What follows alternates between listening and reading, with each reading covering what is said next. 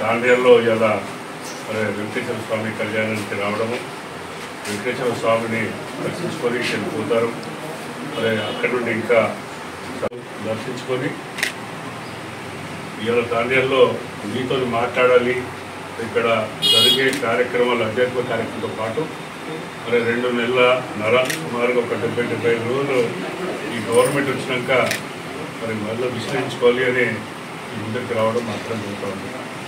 ముఖ్యంగా మన నాయకులు, మాజీ తెలంగాణ సంఘం ఉపాధ్యక్షులు, మాజీ పార్లమెంట్ సభ్యులు రాబోయే మరి మళ్ళీ ఎలక్షన్లో పార్లమెంట్ అభ్యర్థిగా మా గౌరవ ముఖ్యమంత్రి, మాజీ ముఖ్యమంత్రి వర్యులు కల్వకుంట్ల చంద్రశేఖర్ గారు ప్రకటించిన అభ్యర్థి వినోద గారు ఆల్రెడీ ఇవ్వడం జరిగింది. మరి మీతోని వారిని మాట్లాడవలసిందని కోరుతాం.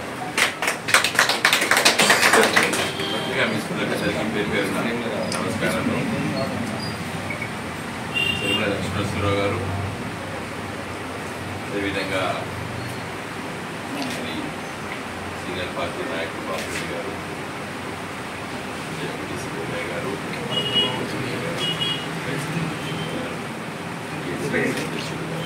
అదేవిధంగా సాగరావు గారు, సర్పంచ్ వ్యక్తులు, నమస్కారం.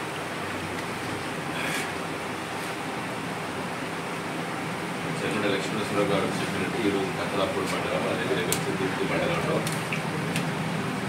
వివిధ దేవాలయాల్లో జరుగుతున్నటువంటి కళ్యాణ మహోత్సవానికి హాజరు కావాలని మా పార్టీ నాయకులందరూ కూడా ఆహ్వానించారు.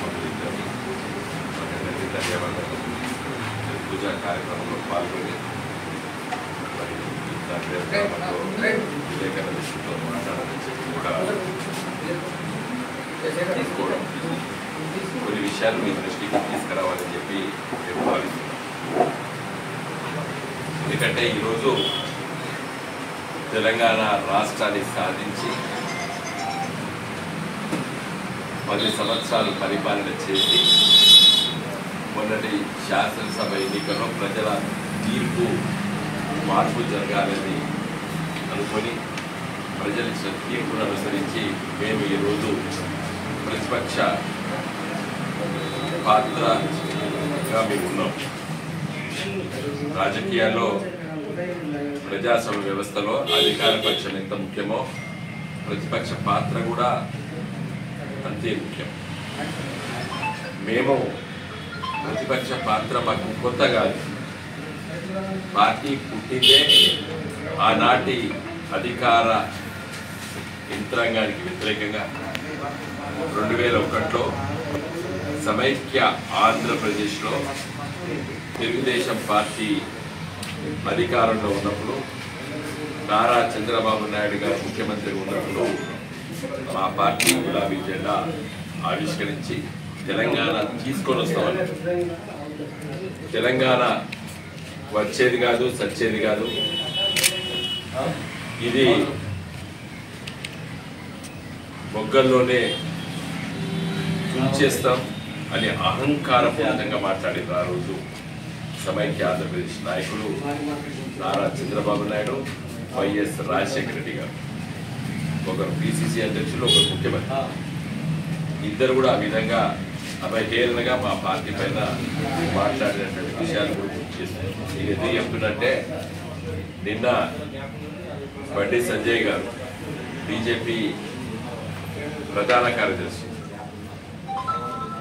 జాతీయ ప్రధాన కార్యదర్శి, ఇది బీఆర్ఎస్ పార్టీ గులాబీ జెండా మునిగిపోయే పార్టీ, ఇది మునిగే పడవ అని వ్యాఖ్యానించాడు. ఇది మునిగే పడవ కాదు, తుఫాన్లను ఛేదించి తుఫాన్లను ఎదుర్కొని ప్రయాణం చేసేటువంటి పార్టీ గులాబీ జెండా. ఇది మునిగే పడవ కాదు, తుఫాన్లు ఎదిరించి ఛేదించి ప్రయాణం చేసేటువంటి పడవ గులాబీ జెండా. నాటి టీఆర్ఎస్ పార్టీ, నేటి బీఆర్ఎస్ పార్టీ. ఇదే సందర్భంలో ప్రజలకి చాలా హామీలు ఇచ్చి ప్రజల్ని ఆశ చూపించి పథకాల్ని విపరీతంగా ప్రకటించి మంచి ప్రభుత్వాన్ని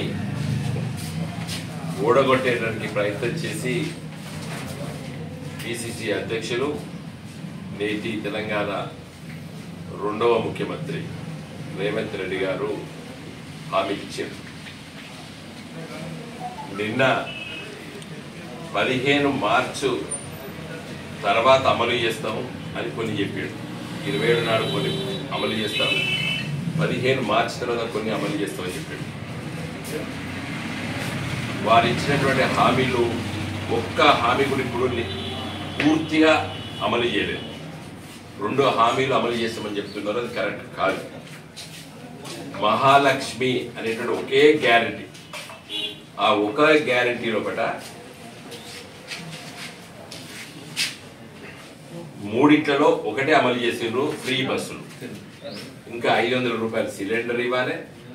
మహాలక్ష్మిలో అతి ముఖ్యమైనది ప్రతి స్త్రీకి, ప్రతి కుటుంబంలో, ప్రతి ఆడబిడ్డకి, తెలంగాణ ఆడబిడ్డలకి 2500 రూపాయలు నెలకిస్తామని చెప్పిండు. అస్సలు వదిలిపెట్టి బస్సులు ఫ్రీ అని చెప్పి ఆ పథకాన్ని అమలు చేసినట్టు ప్రకటించుకుంటాం. అమలు చేయలేదు. మహాలక్ష్మి ఒక గ్యారెంటీ, ఆ గ్యారెంటీలో కూడా 3 ఉన్నాయి. ఒకటి ఫ్రీ బస్సు, రెండోది 500 రూపాయల సిలిండరు, మూడోది 2500. ఈ 3 కలిస్తే ఒక గ్యారెంటీ, మహాలక్ష్మి గ్యారెంటీ. మరి 33% ఒక గ్యారెంటీలో 33% అమలు చేసి ఫ్రీ బస్సులు మహాలక్ష్మి చేసిన ఎట్లా చెప్పుకుంటాడు? అంటే ఏది దేనికి? ఒకటి బోనస్, ప్రతి క్వింటాల్ వడ్లకి 500 రూపాయల చొప్పున జీవో ఇష్యూ చేయాలి. ప్రతి మహిళా సోదరమని తెలంగాణ ఆడబిడ్డలకు అందరికీ 2500 రూపాయలు మహాలక్ష్మి పథకాన్ని ఇంప్లిమెంట్ చేయాలి. ఆసరా పెన్షన్లు వృద్ధులకి, ముసలి వాళ్ళకి 2000 రూపాయలు కేసీఆర్ గారు ప్రభుత్వం ఇస్తే మీరన్నారు 4000 ఇస్తామన్నారు. 4000 కోసం జీవో ఇష్యూ చేయండి. ఇవి గ్యారంటీలో ఉన్నటువంటి విషయాలు. 200 రూపాయల కరెంటు ఫ్రీ అన్నారు. మరి మీ ప్రభుత్వము కర్ణాటకలో కుర్రి పెట్టింది. 2000 కంటే దాటితే ఇన్ని ఎలిజిబుల్ అంటున్నారు. అంటే 2010 యూనిట్లు కాల్సిన ఒకటి, 2001 యూనిట్ కాల్సినా కూడా 200 ఒక యూనిట్ కాల్సిన ఇన్ఎలిజిబుల్ అంటారు. 2000 పెన్షన్ అవుతుంది. 200 రూపాయలు 200 యూనిట్లు కంటే ఒక యూనిట్ ఎక్కువ కాల్సినా ఇన్ఎలిజిబుల్ అంటారు. అట్లా ఉండద్దు. 201 కాల్స్తే ఒక యూనిట్ డబ్బులు కడతాం. 2050 కాల్సిన ఒకటి 50 యూనిట్లు కడతాం. 2020 ఉన్న ఒకటి 20 యూనిట్ల కరెంట్ కడతాం.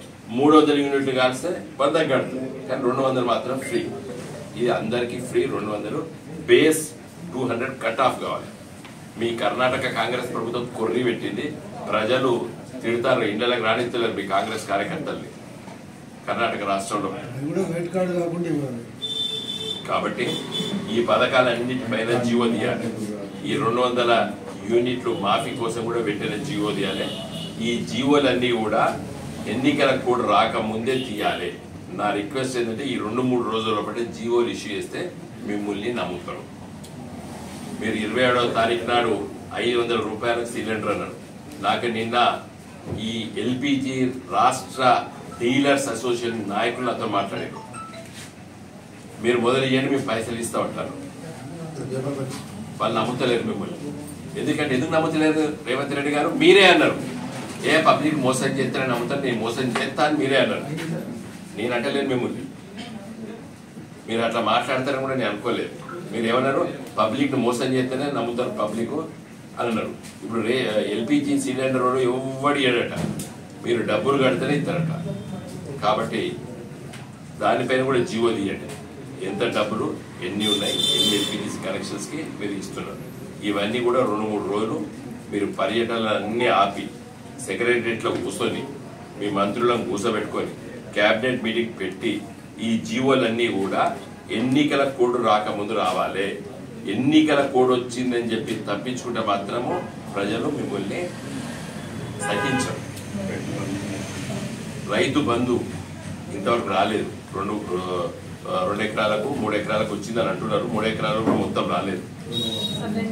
రుణమాఫీ 2 లక్షల రుణమాఫీ అది జీవో తీయలేదు మీరు ఇంతవరకు. మన బడ్జెట్లో కూడా దాన్ని పొందపరిచింది. కాబట్టి ఇవన్నీ కూడా ప్రజలు చైతన్యవంతమైనటువంటి ప్రజలు, తెలంగాణ ప్రజలు. మేము తప్పనిసరిగా ఈ విషయాలతో ఓపికతో చూస్తున్నాం. మేమేమి తొందర పెట్టడం లేదు. మిమ్మల్ని మీరు ఇచ్చిన హామీలు, మీరు ఇచ్చిన 100 రోజుల నుంచి చెప్పదలుచుకున్నాం. కాబట్టి 100 రోజుల తర్వాత అమలు చేయాలి మీరు. మరి 100 రోజులు అమలు కాక ముందు మీరు జీవోలు తీయండి.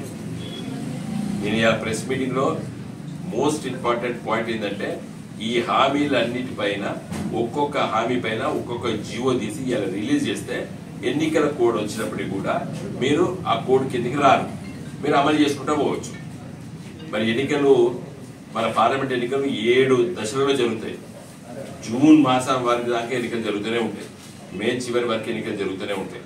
మరి మే చివరి వరకు మీ మాటలు గాలి మాటలేనా, నీటి మాటలేనా?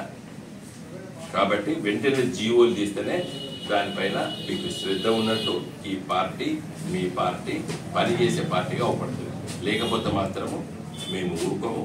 మా పార్టీ శ్రేణులు, మా పార్టీ నాయకులు ఇప్పుడే గ్రామాల్లో పట్ల చాలా అలజడి ఉన్నది కూడా చెప్తున్నారు. ఇలా నీళ్లు లేవు, ఎండిపోతున్నాయి.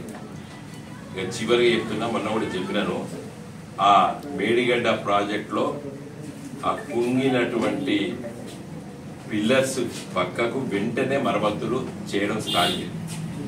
లేకపోతే 4 నెలలకు వర్షాలు వస్తాయి, గోదావరి పెద్ద ఎత్తున ప్రవహిస్తుంది. అప్పుడు ఏదైనా అనార్థం అయితే మాత్రం కారణం మీరే. దాన్ని ప్రొటెక్ట్ చేయవలసిన బాధ్యత మీరే. తెలంగాణ ప్రాంతానికి గోదావరి నీళ్లు తప్పితే ఒక నీళ్లు లేవు. మీరు ఆ తప్పిదం జరిగిన కారణంతో పెద్ద తప్పిదనం కాబోతున్నది.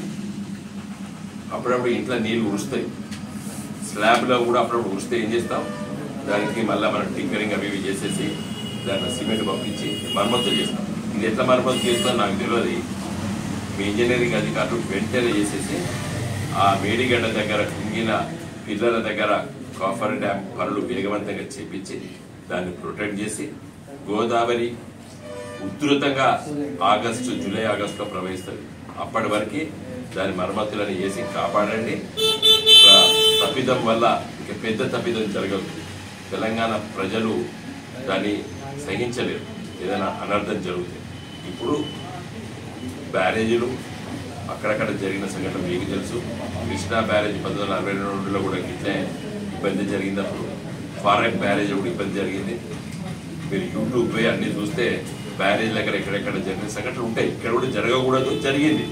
ఆ జరిగిన తప్పిదాన్ని ఎట్లా రిపేర్ చేయాలి, ఎట్లా దాన్ని ప్రొటెక్ట్ చేయాలని చెప్పి కూడా సేఫ్ జోన్ నుంచి ఆ మేడిగడ్డ ప్రాజెక్ట్ ఎట్లా తీసుకపోతే చూడాలి. ఇలా ఈ కతలాపూరు, చందుర్తి, నిన్న నేను మన కొడిమియాల మండలము, తర్వాత రామడుగు మండలము, చొప్పదేని మండలాలు తిరిగితే బాధపడుతున్నారు. సార్ పోయిన యాసంగిలో కూడా మేము 4 ఎకరాలు నాటేస్తాం, 3 ఎకరాలు నాటేస్తాం, 2 ఎకరాలు నాటేస్తాం. ఈసారి నీళ్లు లేక మేము ఉన్నాము, మాకు చాలా ఇబ్బంది. చంద్రుల మండలంలో వివిధ ఆధ్యాత్మిక కార్యక్రమంలో ఈరోజు పెద్దలు గౌరవనీయులు సిలిండర్ ఇవ్వాలి. మహాలక్ష్మిలో అతి ముఖ్యమైనది ప్రతి స్త్రీకి, ప్రతి కుటుంబంలో, ప్రతి ఆడబిడ్డకి, తెలంగాణ ఆడబిడ్డలకి 2500 రూపాయలు నెలకిస్తామని చెప్పిండు. అస్సలు వదిలిపెట్టి బస్సులు ఫ్రీ అని చెప్పి ఆ పథకాన్ని అమలు చేసినట్టు ప్రకటించుకుంటాం. అమలు చేయలేదు. మహాలక్ష్మి ఒక గ్యారెంటీ, ఆ గ్యారెంటీలో కూడా 3 ఉన్నాయి. ఒకటి ఫ్రీ బస్సు, రెండోది 500 రూపాయల సిలిండరు, మూడోది 2500. ఈ 3 కలిస్తే ఒక గ్యారెంటీ, మహాలక్ష్మి గ్యారెంటీ. మరి 33% ఒక గ్యారెంటీలో 33% అమలు చేసి ఫ్రీ బస్సులో మహాలక్ష్మి చేసిన ఎట్లా చెప్పుకుంటాడు? అంటే ఏది పడితే అది మాట్లాడచ్చు, ప్రజల్ని మోసం చేయొచ్చు అనుకుంటే రేవంత్ రెడ్డి గారు. నువ్వు ప్రతిపక్షంలో ఉన్నప్పుడు ఏది మాట్లాడితే అది సప్పట్లు కొట్టిండ్రు, కేరింతలు వేసిండ్రు జనాభా. కానీ ఇప్పుడు అట్లా ఉండరు. నిన్న జరిగింది కదా మేడారంలో, అట్లే జరుగుతుంది. ఇప్పుడు నాట్లేసిండ్రు, పూర్తి స్థాయిలో వేయలేదు. చాలా దురదృష్టం. ఇంతకుముందు వేములవాడ నుండి కతలాపూర్ మండలంలోకి మేము అడుగుపెట్టుడే చెర్మడ లక్ష్మణేశ్వరరావు నాకు చూపించారు. అన్నా చూడు, పొలాల్లో ఒకట కొన్ని మళ్ళు దున్నలేదు.